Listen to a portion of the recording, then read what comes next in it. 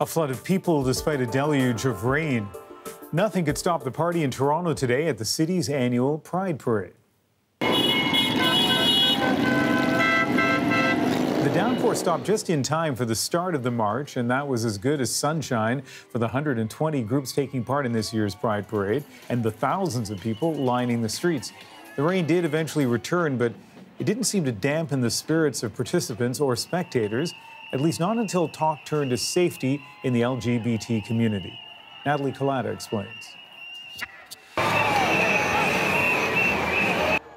Joy, support, and a sense of freedom were all on display at Canada's largest Pride Parade. As someone who comes from a small town, Pride just represents the fact that I can find a community in a place where, I didn't find community before. Just pretty much being who you are. But this year, there was also an undercurrent of sadness. For a minute, the parade stopped and people paused to remember the victims of alleged serial killer Bruce McArthur.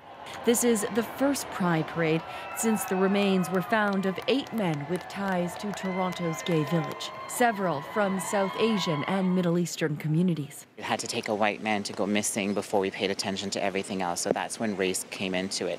It felt like the police took it a little bit seriously then. The belief that police didn't take the gay village disappearances seriously deepened tensions between the force and the community. Today, this Toronto police officer says they want to fix the problem. We're still not doing everything that we possibly can do, and we do need to do a better job. What we need to do is take ownership of our mistakes and move forward from there and get better at our connection with the community, get better at listening to the community. Still, Toronto police were asked not to march in uniforms in this year's parade.